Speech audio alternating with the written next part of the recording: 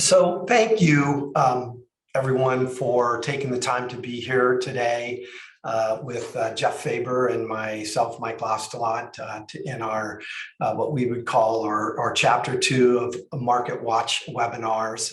This is a series of webinars that we're putting together in partnership with the Southwest section of the PGA, and the thought process behind these seminars or these webinars is to get together, invite all comers to join in and be exposed to some of the discussion that we go through regarding performance, sharing data, green fee, retail data, and really kind of where we as professionals in the industry can go as we grow participation in a benchmarking platform. The idea today is, please, if you have a question, if you're interested in a better explanation, or if you have a question, or if you have a constructive comment, we would be pleased to hear those. All you need to do is raise your hand. I believe everybody's on mute right now, but Matt Arnzen, one of my associates, will fill any questions and make it easy for you to talk. Again, we're grateful for your participation and your interest, and with that, we'll kind of jump right in. Let me see here. Can I get this to go this way? So we've got 5 bullet points today. We're going to talk about the PGA Operations Benchmark project.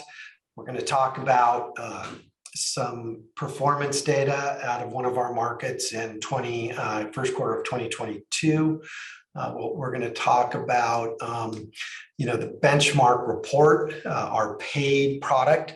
The PGA Operations Benchmark platform is a free platform. The Sagacity Benchmark report is a paid report.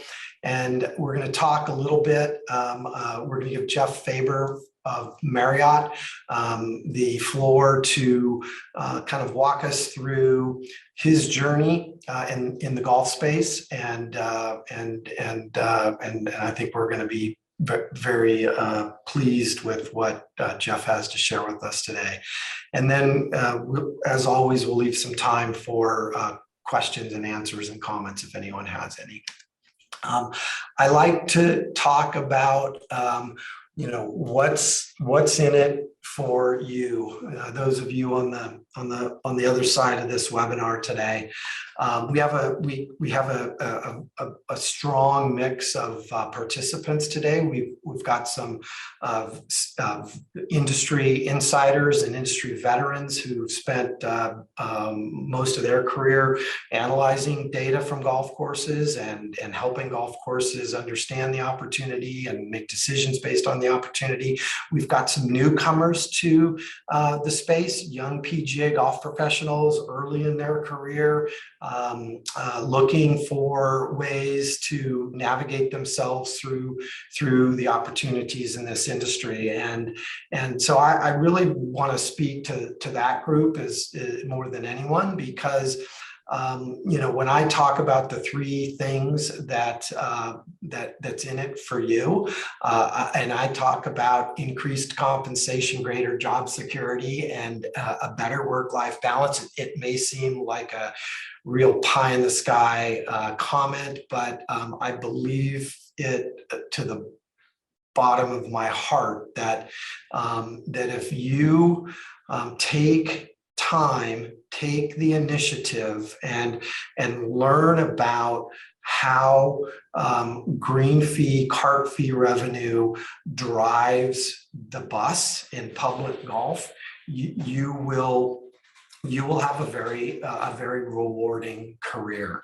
Those of you who've heard me before, you've heard me say that more than 80, roughly 80% of the revenue at a public golf course is driven by the tee sheet performance.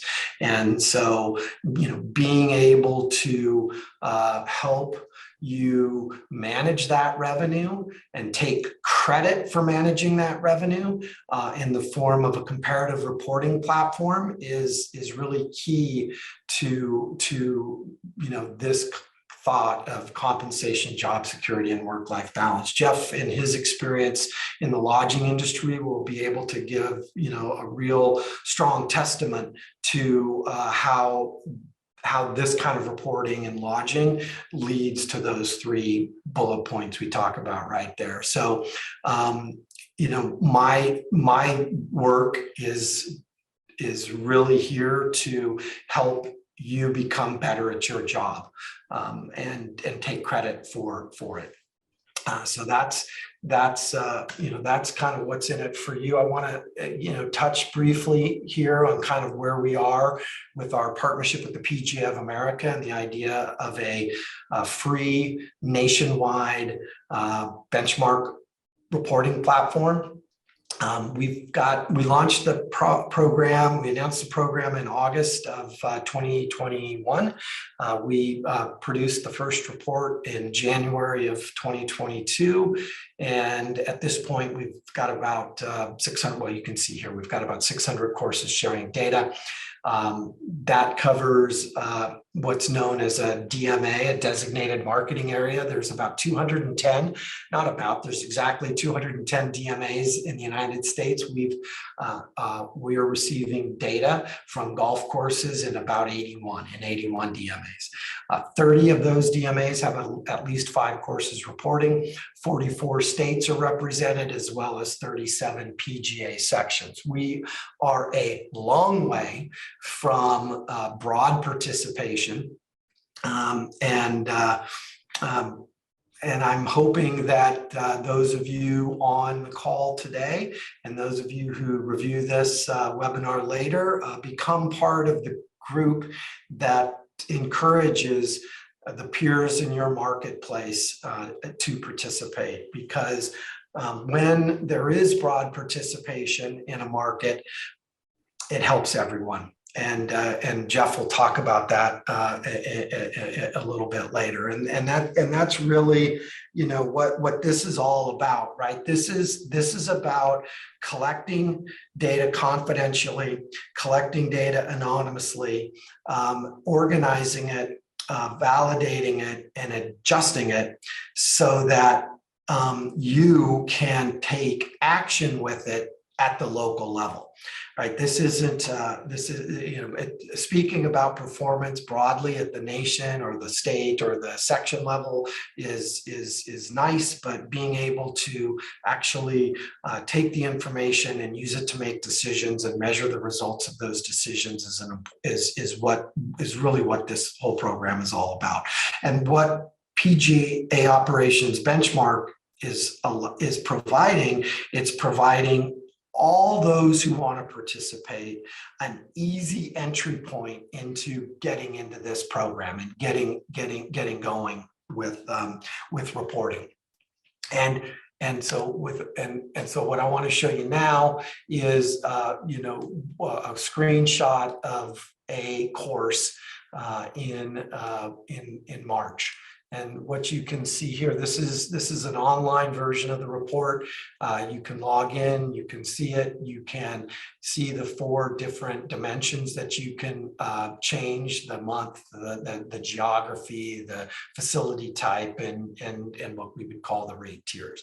And what it does is it focuses on rounds, rate, and revenue. And you can see this golf course in the month of March did $460,000 in revenue, and that's almost twice the national average. If you see down in the donut chart in the 3rd column, revenue by category, this illustrates my point that out of the $564,000 that this facility generated in March, about 80% of that, $462,000, was driven by green fee sales. So if you're looking for a way to stand out in your career, and you want to be in golf shop operations and golf course management, executive management, understand how to move that number, and you will have a long and successful career. We talked about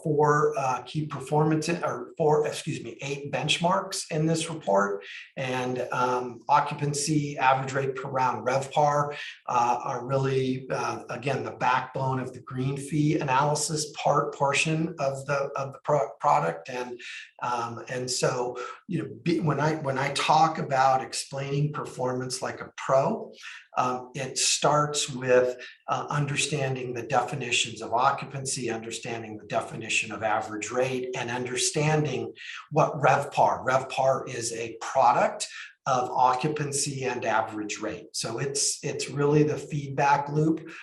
These three key performance indicators, these three benchmark tools or measurements are the most important. And when you know those definitions and have a mastery of those, and then when you put your numbers at your facility in the context of the market, whatever the market may be, then you really start to have an informed conversation with your peers, with your superiors, with your ownership, in a way that removes some ambiguity from the conversation. And this is so everyone has the opportunity to participate in a program like this without any charge. And that was important, whether you're a PGA operated facility or not. That is not a concern. This is open to everybody in the golf industry. Do we have any comments or questions up to this point? Doesn't look like it.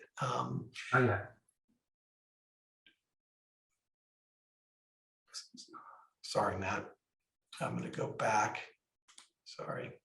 So I want to shift now out of the benchmark platform and talk a little bit about one market, the Phoenix market, and really the I'm going to harp on this more and more, is that when you have broad participation in a marketplace, you are able to get much more value and move the needle out of the participation. And so, 34% penetration in the Southwest section may not sound like a lot, but it's approaching, it's approaching a valid sample. And when you've got your peers in the marketplace also participating, also sharing data, then you have a real strong basis to do analysis and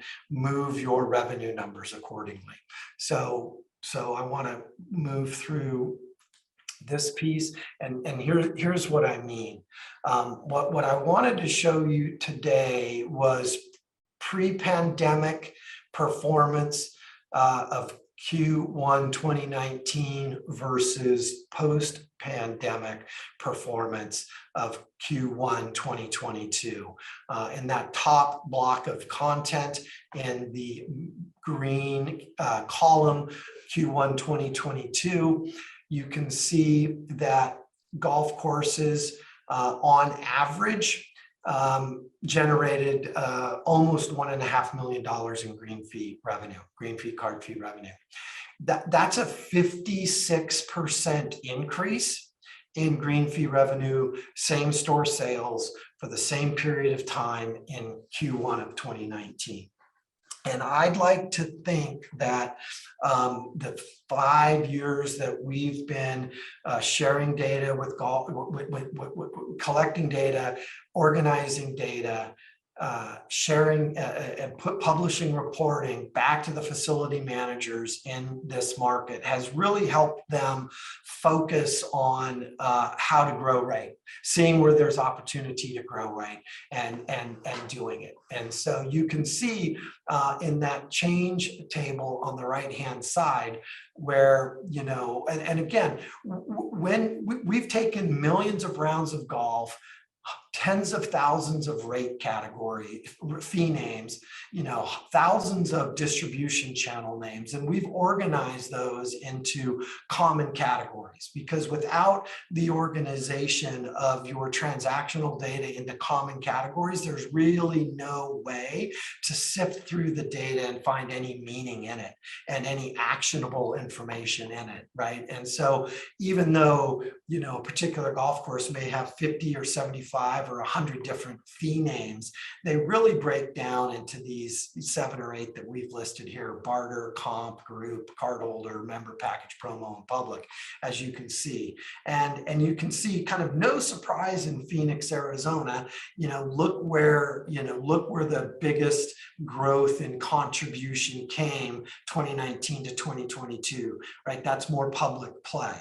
Look and see, look at, the rounds in terms of their percentage contribution remain fairly flat.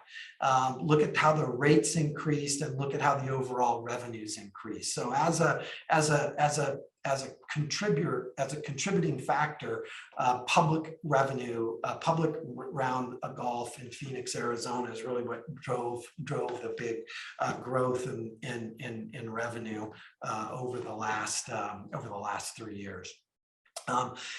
Just to kind of set the stage, the properties that Jeff is responsible for managing in this market, significantly outperformed the market growth over these 3 years.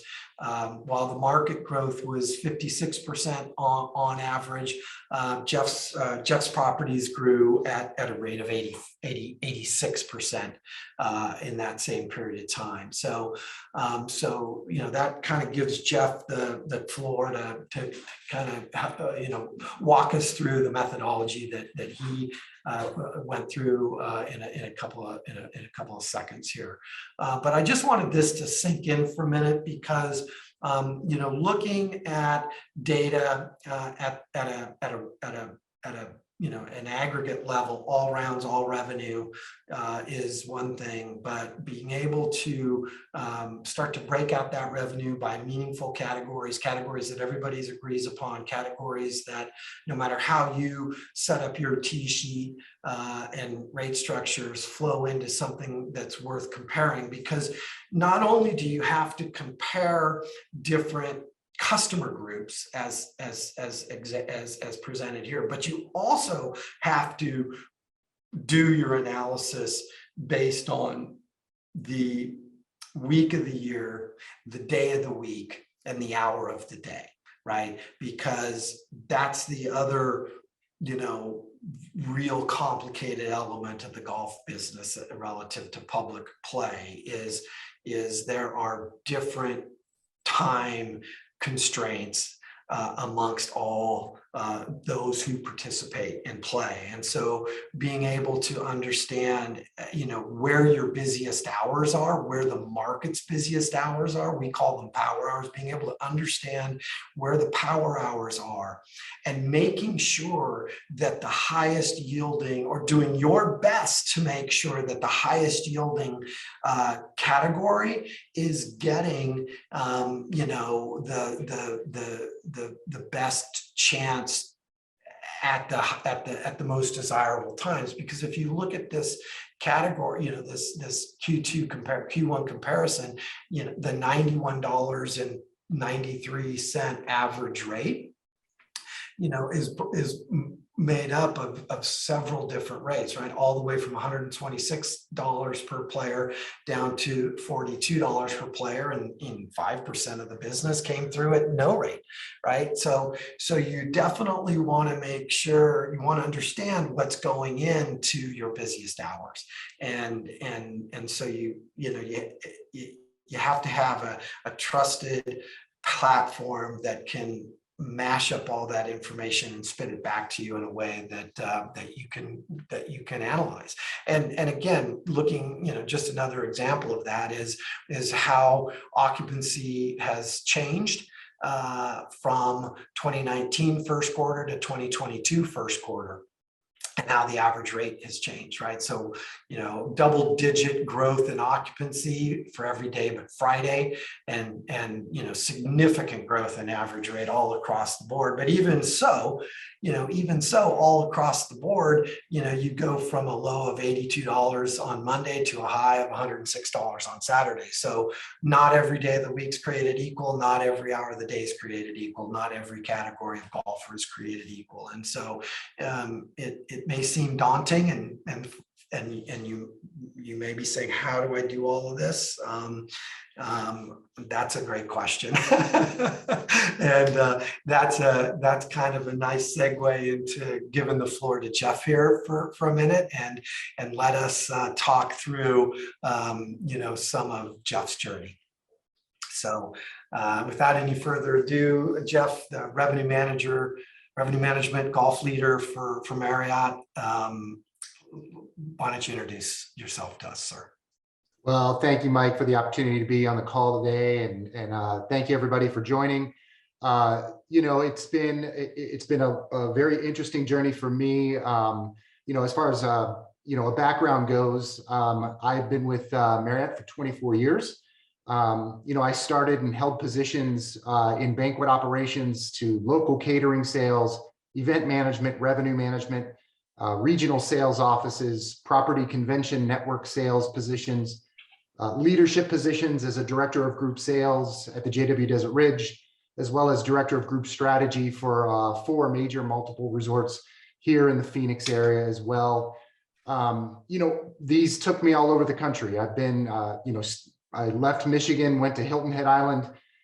Then I went to LA, DC, went back to Michigan, was in Palm Desert, California, and then found a home here in Phoenix that I've resided in for the last 15 years. So, from a background standpoint, to Mike's point earlier, really as a young professional, the more you get out and do different jobs, and especially in this profession, the more you're just going to prepare yourself down the road.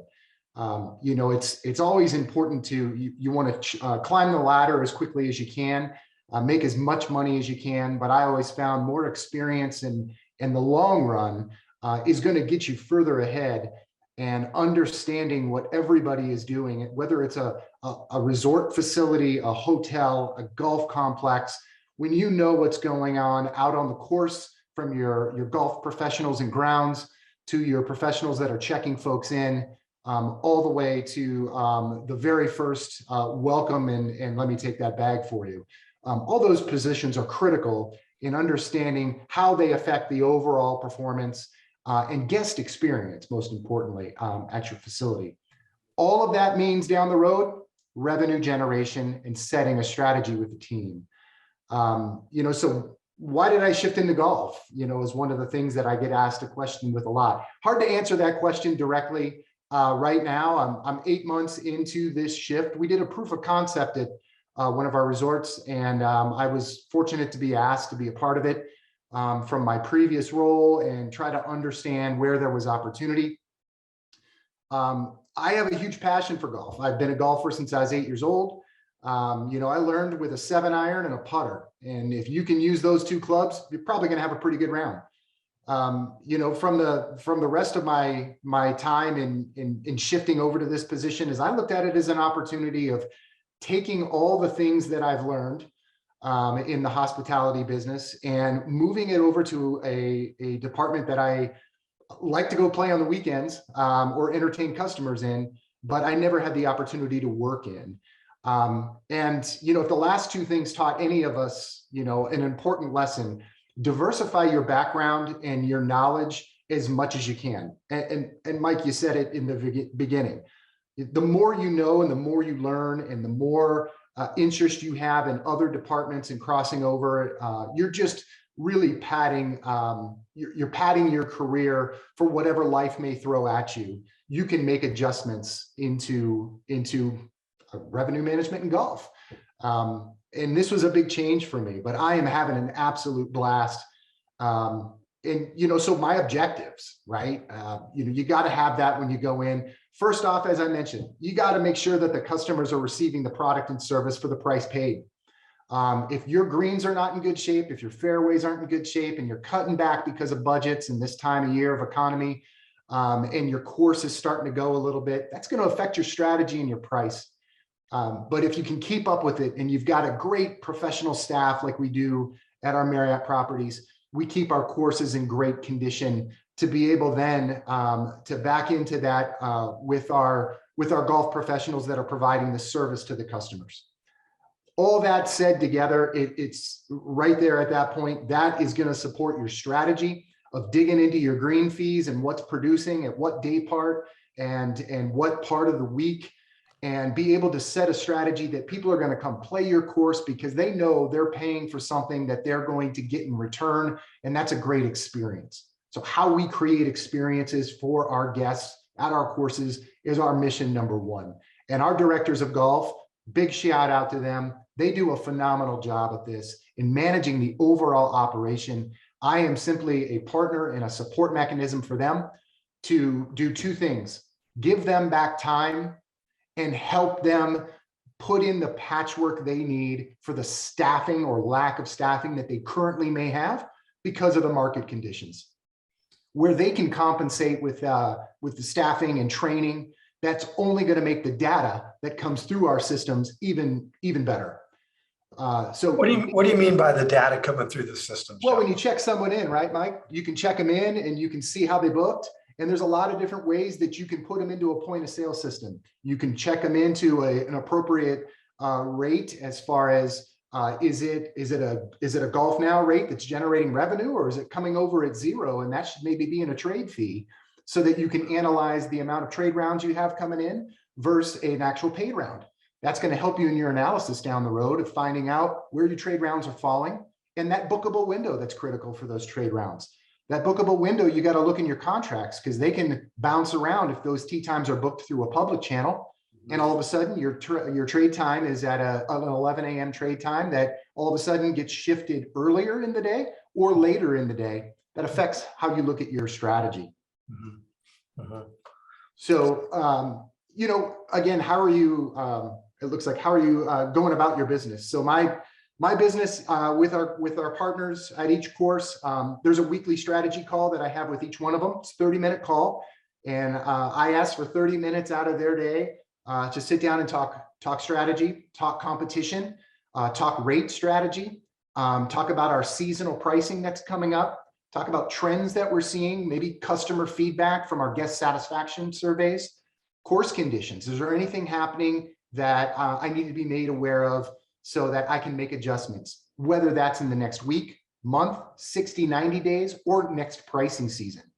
We want to be able to take a look at the weather conditions. Are we seeing the temperatures starting to increase? And if so, is it getting hotter earlier in the day where maybe our strategy is to go to twilight at 1 o'clock? Do we need to make an adjustment for that midweek to an 11 a.m. time frame?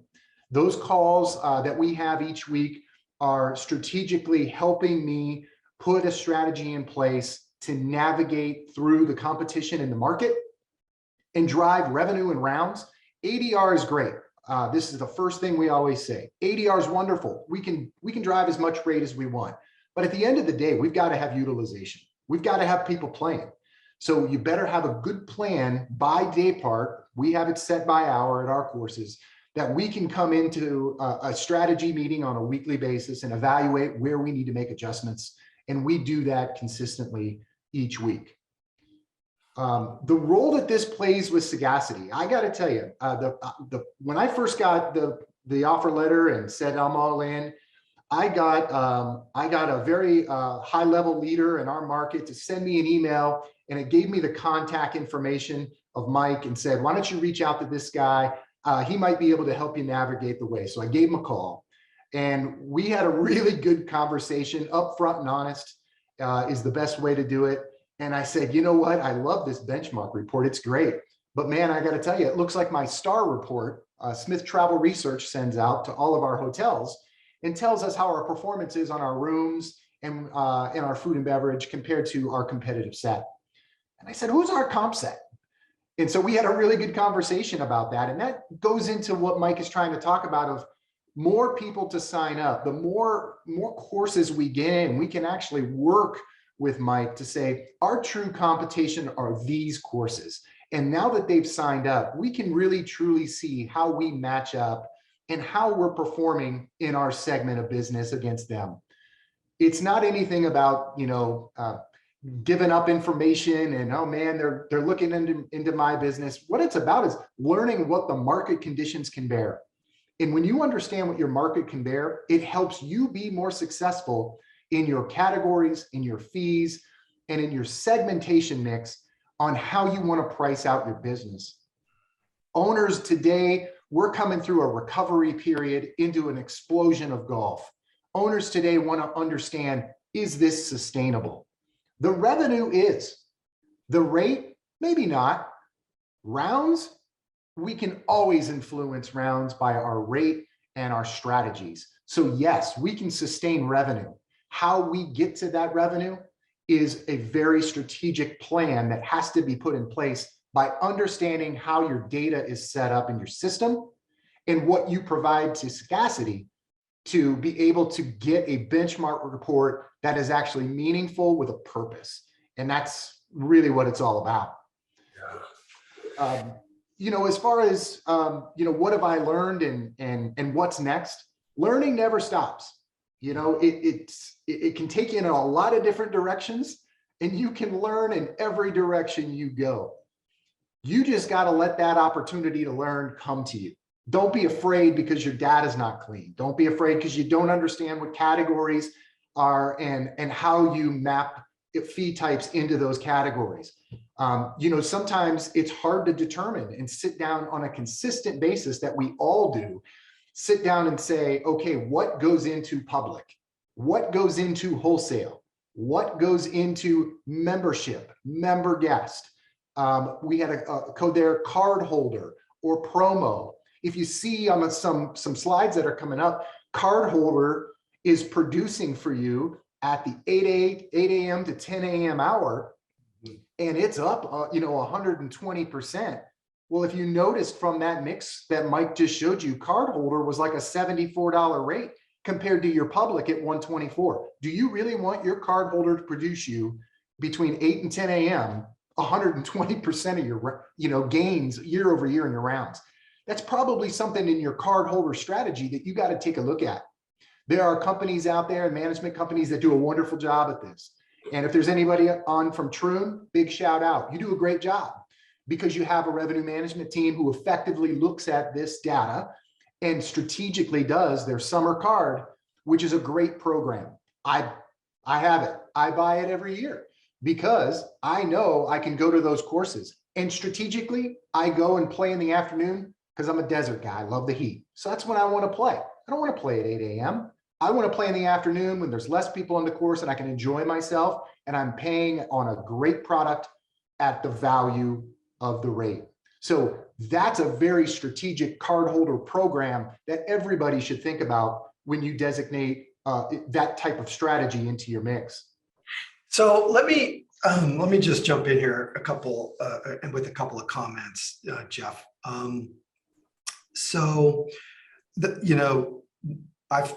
You talk in great detail about the commitment that you make and the interaction you have with your team members.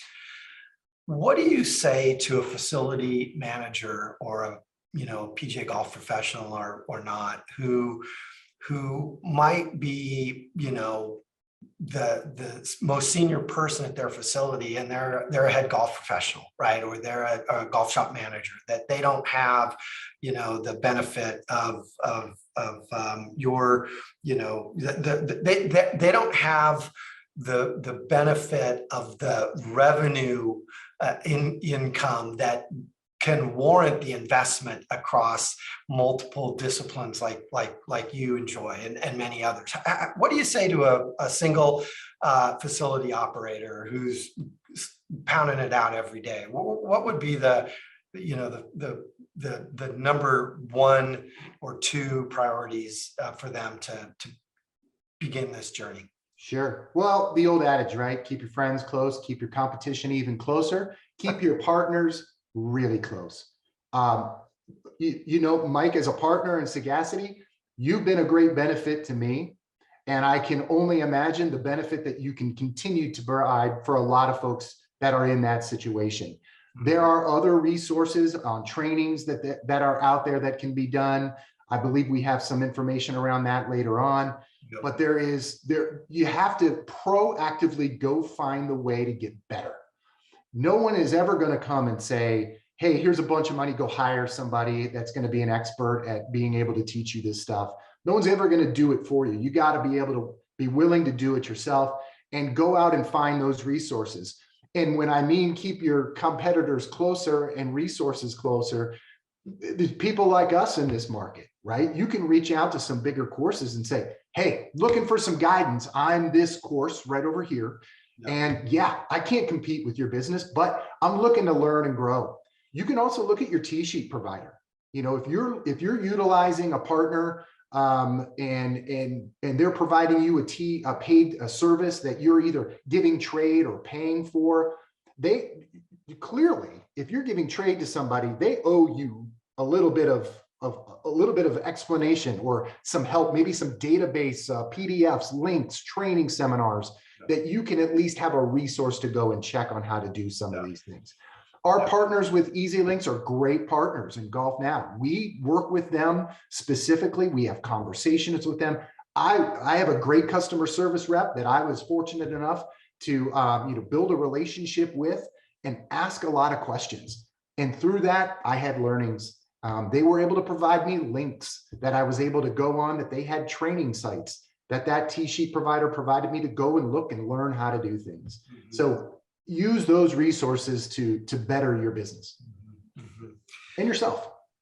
Yeah, I'm going to shift to this next slide here, and this kind of will, walk you through, when I asked you a couple of weeks ago when we were thinking about doing this together, I just really kind of, want to know how you tackled this new opportunity, right? You got it. Well, hopefully everybody on the call has realized I'm pretty straightforward, right? I'm going to tell you exactly, what I'm doing and why I'm doing it. And everything has to have an action and a purpose, and it has to drive a result. If it doesn't have those three things, then, you got to really evaluate if it's a priority or not. The first thing I wanted to do is get into these actionable steps. So I needed to do one of the things that you said first. You might have 75 fees at a course, and you've got all these different fee types. There is a part of going into each individual fee, understanding what category it should be in and placing it there. The reason that's important is because your system, regardless of what system you're using to manage your tee times, has reporting. And the reporting, I'll almost guarantee you, has a report that's called category management. And when you run that, it's going to give you your mix and segmentation for you, because it's going to automatically put the fee types that you map into each category into a report that you don't have to manually do. And you don't also have to rely on Mike to do for you. You can actually go in, run that report, and see your percent mix, just like that great graph that Mike showed with the percent of rounds and rate growth. You can even do it, and I'll bet you they have a report that is going to allow you to pick specified dates and compare it to past year's performance. So when you pick in Q1 of 2022, you can go back to 2018 and do same time and show the comparison. What a powerful bullet point to be able to provide an owner about what you're doing to be successful for their business. That's another great way to show how they need to invest in that bunker renovation that you need to do, or provide you more fertilizer to overseed and when it comes to the fall and the springtime.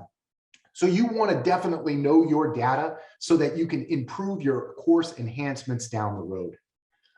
Then being able to really evaluate the fee names, understand your wholesale business. I had a question the other day from somebody on one of our East Coast courses, and they said, hey, I'm getting 33% of my business in the month of April out of wholesale. is that too high? And I went, well, that seems a little high to me. Is there, maybe we can run a couple comparisons and take a look. I might be able to help you out. Well, wholesale, we found out when we broke it down by utilization, it was all coming in between 8 and 11 a.m.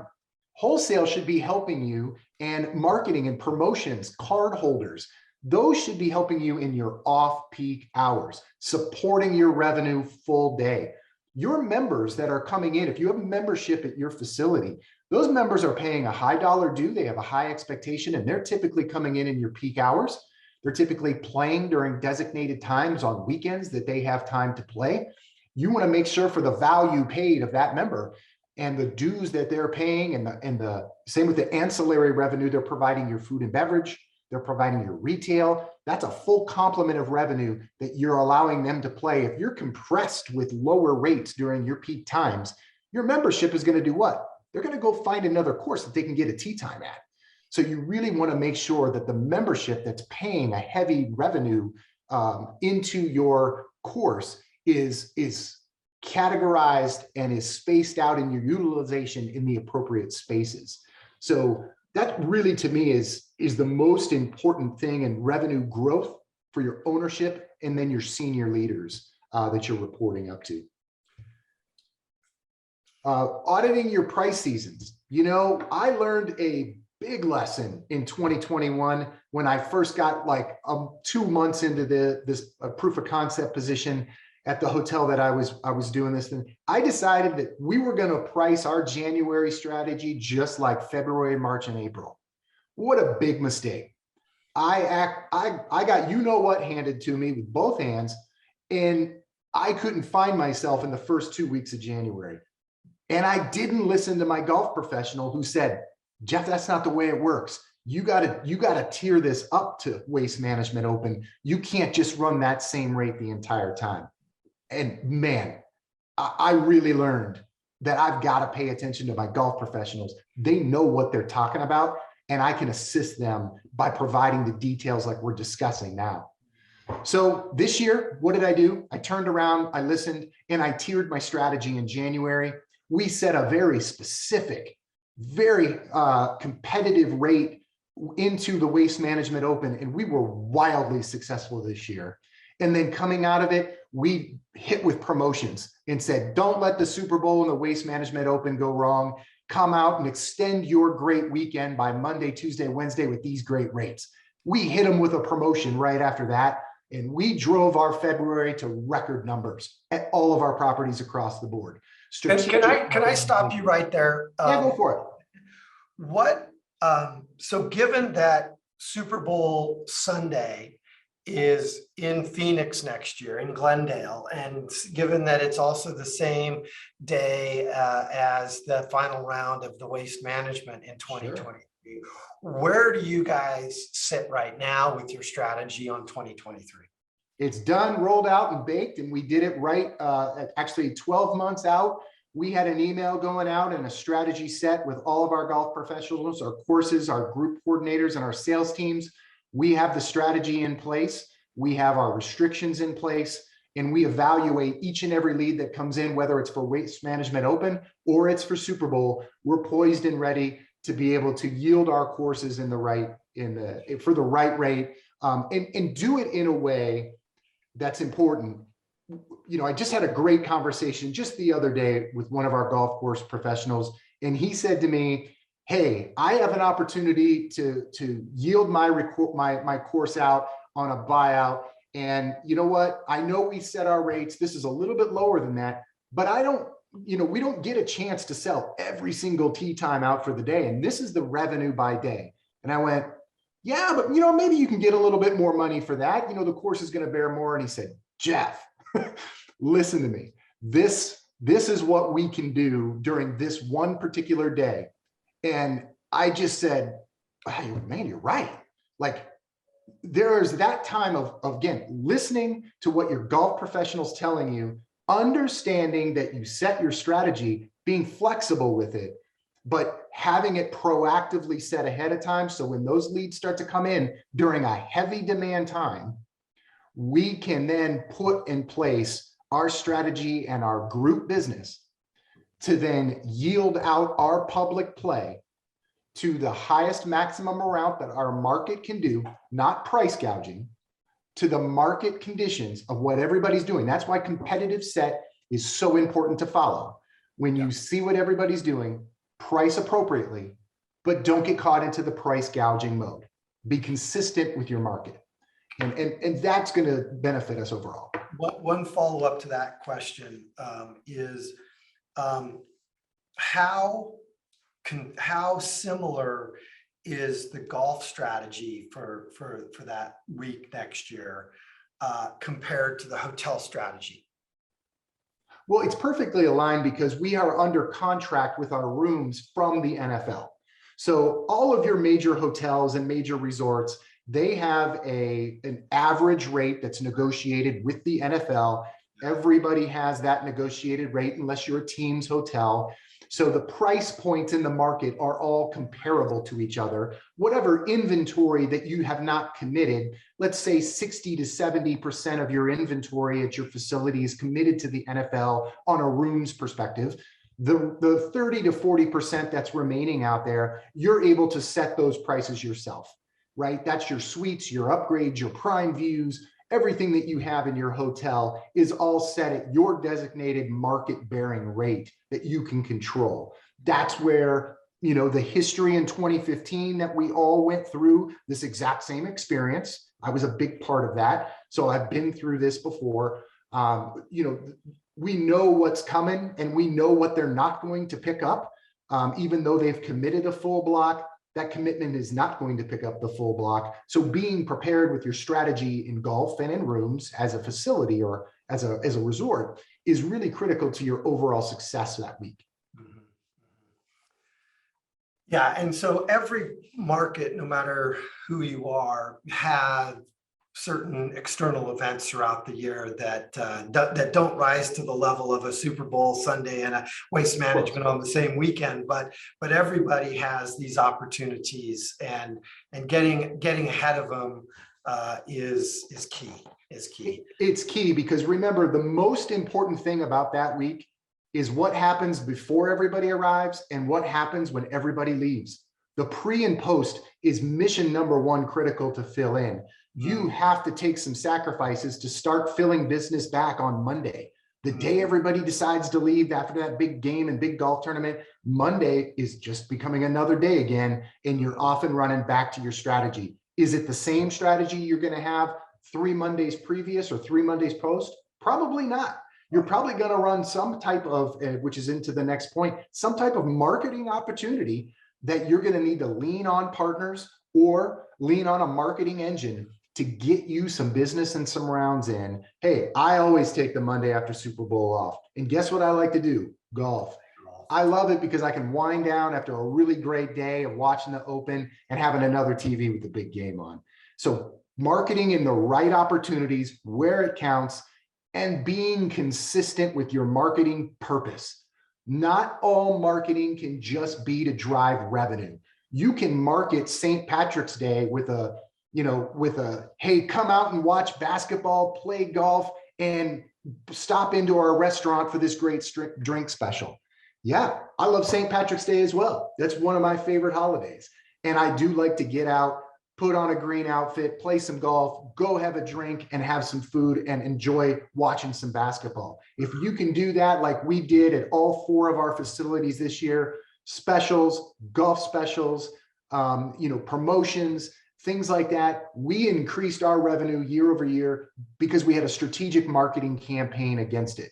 Did we expect to drive golf revenue? No, we didn't set our rates different, but our food and beverage did well compared to what it had in the years past. Yeah, dude, I just listened to all of this information that you're sharing, and it's fantastic. And I know there's people on the phone saying, "Oh my gosh, this is," or on our event today. It's like, how do I do this, right? And it's just to me, it goes back to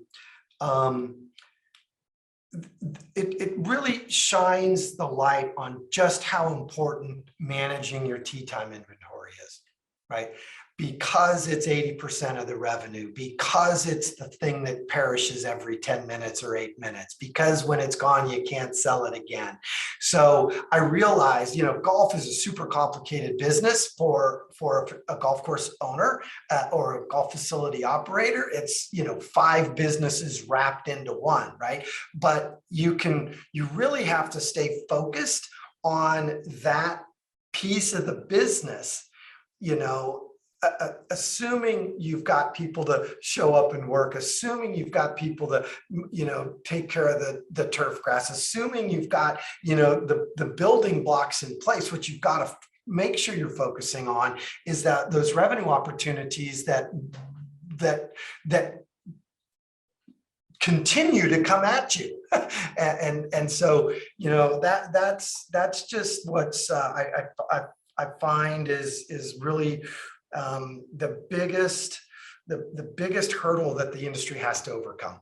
Yeah, and to that point, identifying the top actions to get started. First point, don't pick 10, don't pick 5 things, pick 2, pick 1, pick 3, and say, okay, you know what, I'm gonna look at this category deal and I'm gonna see where I can find it. And you know what, if I can't find it, I'm gonna reach out to somebody and say, hey, I'm using this system. Help me identify this first step. It's step 1. So at the very end, measure it and make sure that you're doing what you wanted to do. Make adjustments. Every strategy should be flexible to make an adjustment. Yeah, that's right. And I've just brought up this day part category segmentation screen. And, you talked about it earlier, being able, the competitive set is really the greatest barometer for anyone to compare themselves to.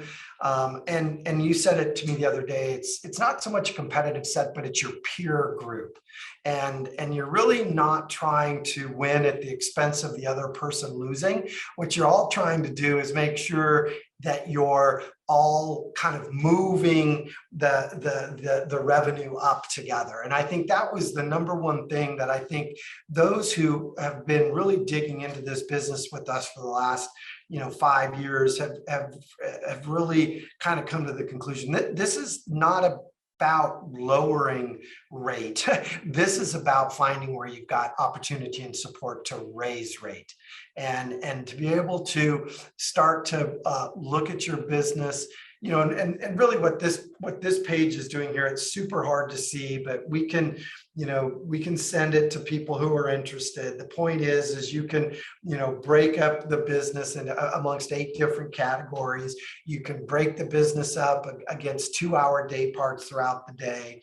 You can see how you fill your tee sheet versus how your competitive set average fills the tee sheet. You can see which direction that's going. Am I losing or gaining market share in these different categories? And what's my rate doing? I think when people start comparing it's one thing to shop somebody's website for tee times that are being offered for sale. It's a completely different thing to look at what actually transpired and what actual rates were realized across these different categories. And gosh, that to me is really the master class in all of this, and really where those who have the opportunity and who have learned we talk about one other thing, Jeff. We talk about the benchmark report itself, right? It's 26 separate worksheets. And why don't you tell us, we're getting to the end here. We've got about 5 minutes left. How many of these pages have you looked at now in about a year? I've gone through every one. I don't use them all, but yes. I have gone through every one. So to me, the first and foremost, distribution. When you go to the distribution tab, that is going to break down where your business is.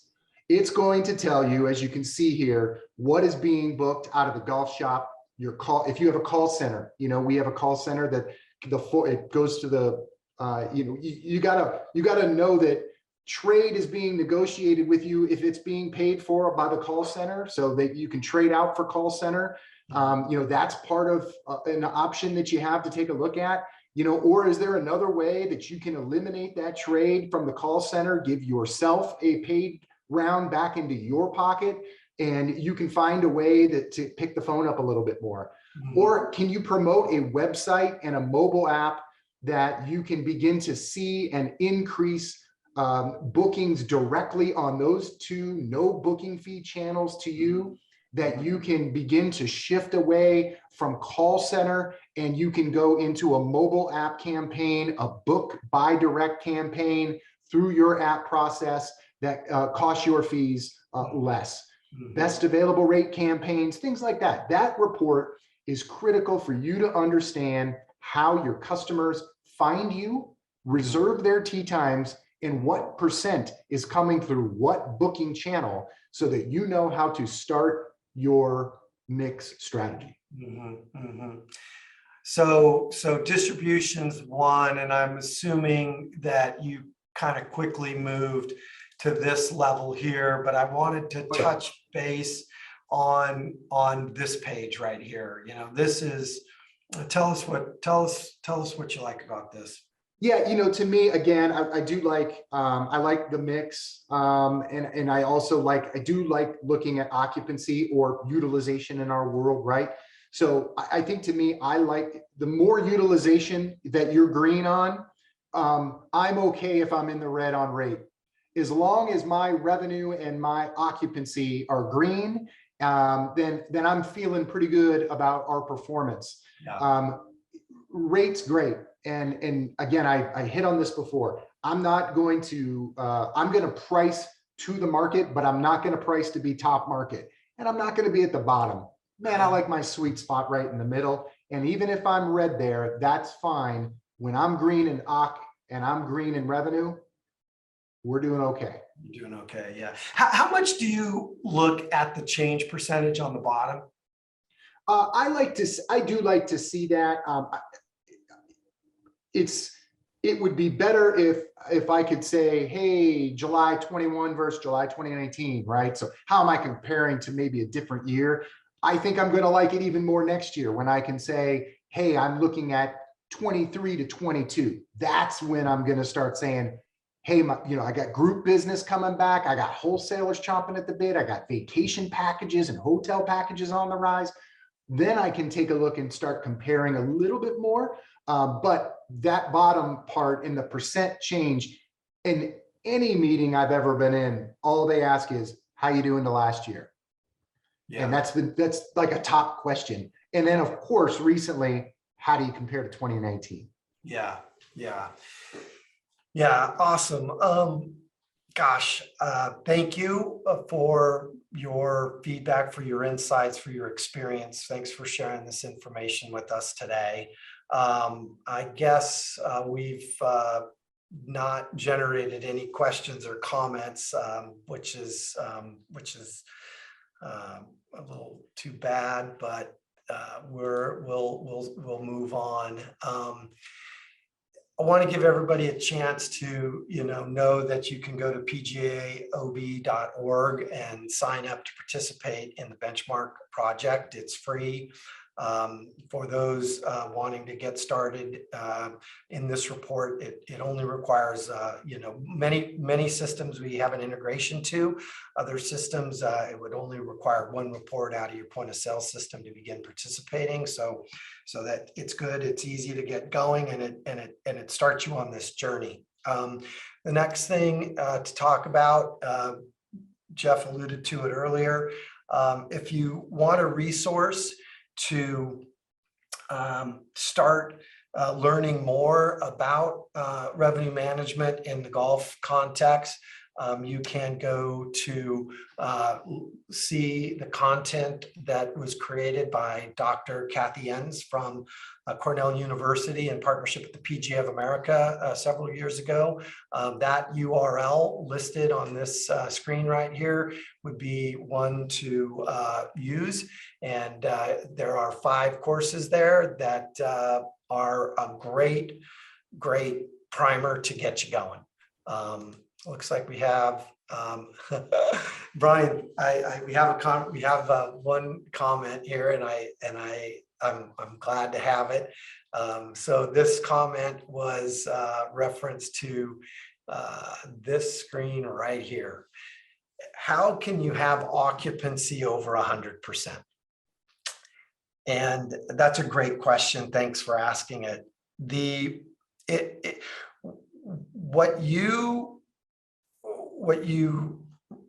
When you start to talk about occupancy can't be discussed without capacity. And it really comes down to how do you calculate capacity. And in the lodging world, calculating capacity is pretty dang easy, right? There's a room and there's a room.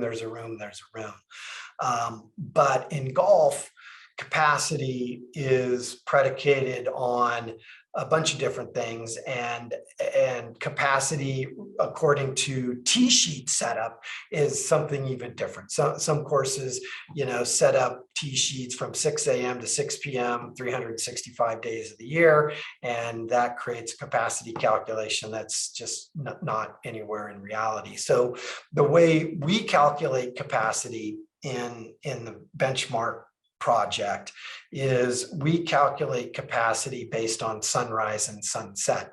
So we start calculating capacity 25 minutes after sunrise, and we stop counting capacity 4.5 hours prior to sunset. So that puts a fence around capacity calculation.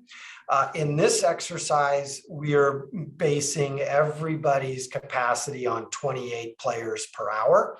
But in the paid benchmark report, we calculate capacity based on whether your intervals are 10 minutes, 7 and 8, 9, 8, et cetera. But in this case, we calculate capacity at 28 rounds per hour, beginning 25 minutes after sunrise and stopping 4.5 hours prior to sunset. And even though we put fences around the capacity calculation, we count every single round of golf that is checked in on the tee sheet. So that's why. And so what this means is in the first quarter, when we stop counting capacity as early as, maybe 12:30 in January, and as late as, 1:45 in March, we still are counting every single round of golf on the tee sheet, even when they go out after that time. So that's a long-winded explanation, but it's we needed to have some common baseline, some common capacity calculations that we could all just point to as the way we do it. So that's how we have capacity or occupancy greater than 100%. Thanks for that question. All right, we're 5 minutes over. Thank you everyone for your attention and your participation today. Feel free to reach out to us directly if you have any kind of questions. I'll list our contact information is here. And we will be posting a video recording of this up on the internet later this week. So Jeff, thank you very much. Thanks, sir. Really appreciate your participation. Thank you for your support. Thank you for sharing your knowledge today. Thank you for having me. All right. Thank you. See you, everybody.